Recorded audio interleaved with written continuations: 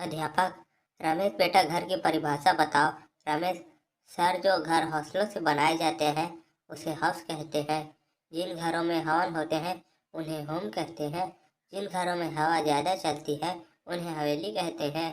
जिन घरों के दीवारों के भी कान होते हैं उन्हें मकान कहते हैं। और जिन घरों के लोन की किस्त भरते भरते आदमी लेट जाता है उन्हें फ्लैट कहते हैं। और जिन घरों में यह भी पता न हो कि बगल के घर में कौन रहता है उन्हें बंगला कहते हैं।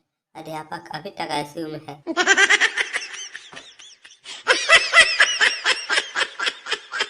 एक बनिया अपनी अंतिम सांसें ले रहा था। बोला, मेरी बीबी कहाँ है? बीबी, मैं यही हूँ। बनिया, मेरी बेटी कहाँ है? बेटी, यही हूँ। बनिया, मेरा बेटा कहाँ है? बेटा, यही हूँ। बनिया, सालों सब यही हो तो दुकान पर कौन है?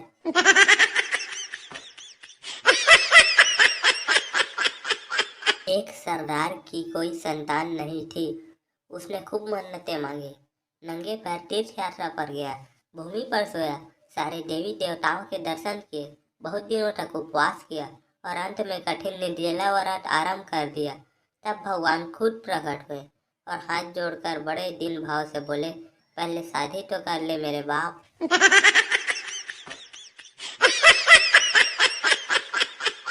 एक औरत का पति खो गया और अपनी सहेली के साथ एफआईआर कराने गई। पति के हुलियों में लिखा, बहुत सुंदर, नीली आंखें, 6 फीट लंबा, जींस टी शर्ट पहने। उसकी सहेली ने टोका, तेरा पति तो ठिगना, गंजा और महंगा है, तो ये क्या लिखवा रही है? औरत ने कहा, गया सो गया, आएगा तो ढंग का।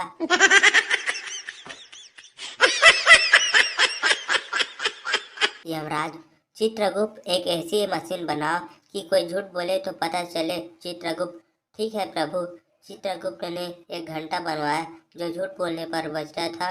दूसरे दिन थोड़ी थोड़ी देर में घंटा बजने लगा। एक दिन घंटा अचानक जोर जोर से टन टन टन टन टन टन बजने लगा। यमराज, चित्रगुप्त, ये क्या हो रहा है? ये घंटा एक साथ इतनी जोर से क्यों बज रहा है? चित्रगुप्त, प्रभु, कोई महान नेता भाषण दे रहे हैं।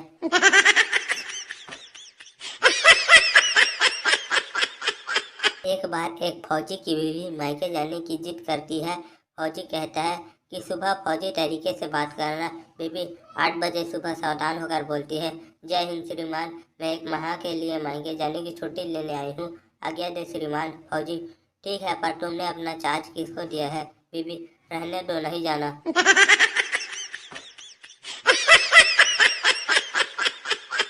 एक लड़की अपने बॉयफ्रेंड को अपने घर का आने का रास्ता बता रही थी। देखो, बिल्डिंग के अंदर आना और आकर बाई तरफ लिफ्ट है। लिफ्ट में आकर अपनी कोहनी से 9 नंबर का बटन दबाना। जब 9वें फ्लोर पर आ जाओ तो राइट हैंड पर दूसरा फ्लैट हमारा है। यहाँ आकर अपनी कोहनी से घंटी का बटन दबाना, मैं दरवाज़ा खोल दूंगी। बॉयफ्रेंड, लेकिन स्वीटहार्ट, ये तो सब बटन मैं उंगली से भी दबाऊंगा तो ज़्यादा आसानी होगी। लड़की, ओ माय गॉड, मतलब तुम खाली हाथ आ रहे हो?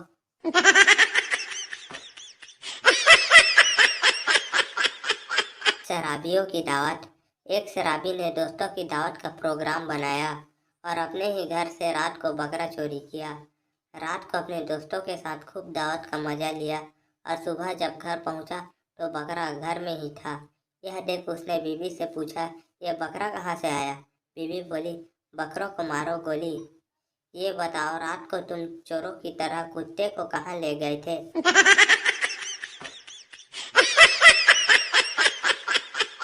पेशेंट, बहुत ही नींद आती है डॉक्टर साहब, हर समय सोता रहता हूँ। डॉक्टर, कौन सा मोबाइल यूज करते हो? Patient, Nokia 1100। डॉक्टर, एक स्मार्टफोन लिख देता हूँ, जियो सिम लेके फेसबुक व्हाट्सएप इंस्टॉल कर लेना, सब ठीक हो जाएगा।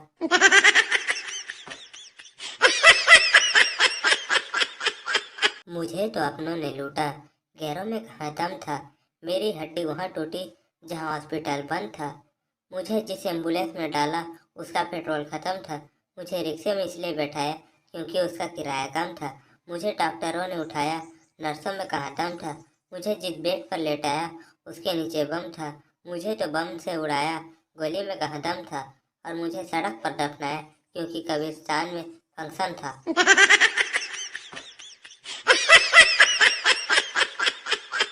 एक दिन ठाकुर जूस वाले की दुकान पर गया।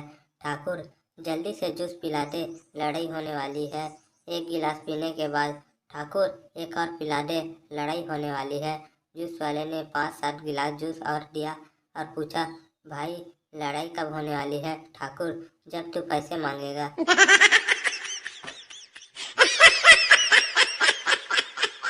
न्यूयॉर्क में दो भिखारी, एक ओम का चिन्ह और दूसरा जीसस क्रॉस लेकर बैठे थे। सब लोग ओम वाले भिखारी को गुस्से से देखकर क्रॉस पकड़े हुए भिखारी को डॉलर की नोट देकर आगे निकल जाते थे। कुछ घंटों बाद वहाँ एक फादर निकले और उन्होंने ओम वाले भिखारी से कहा, भाई ये क्रिश्चियन देश है, यहाँ कोई तुम हिंदू को भीख नहीं देगा। लोग तो तुम्हें जलाने के लिए क्रॉस वाले भिखारी को और ज़्यादा डॉलर दे दे रहे हैं। ओम वाले भिखारी ने क्रॉस वाले भिखारी को देखा और हंसते हुए गुजराती में बोला, जिग्नेश भाई, बोलो मनसुख भाई, अब ये हमें सिखाएगा धंधा करना।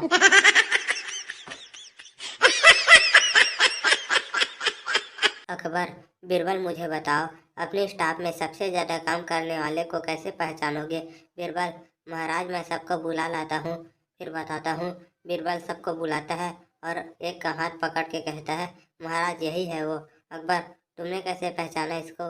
बीरबल, महाराज मैंने इसका मोबाइल चेक किया है, इसमें मोबाइल की बैटरी 98% है।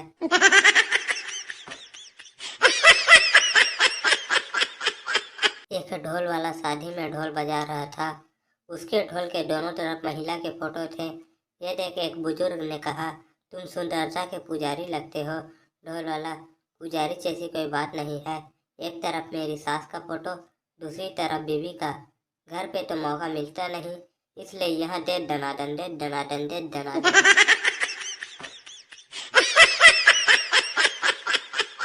एक बार एक स्कूल में आग लग गई। स्कूल की छुट्टी हो गई। सब बच्चे स्कूल से घर खुशी खुशी जा रहे थे। खुशी इसलिए कि स्कूल में आग लग गई, अब स्कूल में नहीं आना पड़ेगा। लेकिन एक बच्चा बड़ा दुखी होकर स्कूल से जा रहा था। टीचर ने उसको देखा, उसे अपने पास बुलाया और पूछा, बेटा सब बच्चे तो इतने खुश हैं, लेकिन तुम दुखी क्यों हो? लड़का बोला, आग से स्कूल ही तो जला है, मास्टर तो सारे बच गए, कल पार्क में बिठाकर पढ़ाने लगेंगे।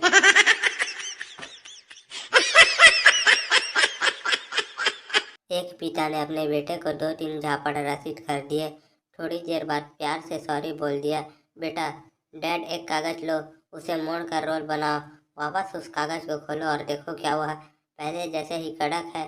पिता, नहीं बेटा, सही कहा, रिश्ते भी ऐसे ही होते हैं, सॉरी से काम नहीं चलता। पिता, बेटा बाहर मेरा स्कूटर खड़ा है, जाओ और उस पर किक मारो, बताओ क्या हुआ, स्टार्ट हुआ? बेटा, नहीं हुआ। पिता, अब 2-3 बार किक मारो, बेटा स्टार्ट हो गया। पिता, तू भी वही स्कूटर है, कागज नहीं, ज्ञान मत दे मुझे।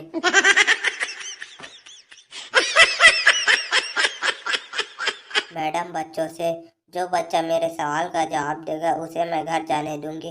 पप्पू ने तुरंत अपना बैग खिड़की से बाहर फेंक दिया। मैडम, ये बैग किसने फेंका? पप्पू, मैंने, और अब मैं घर जा रहा हूँ। टीचर बेहोश।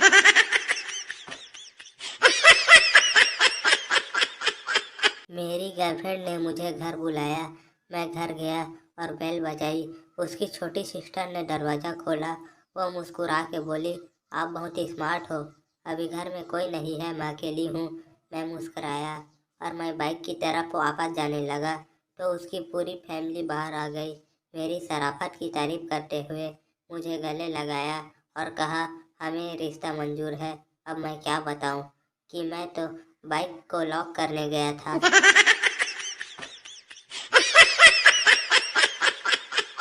नौकरी के लिए इंटरव्यू चल रहा था।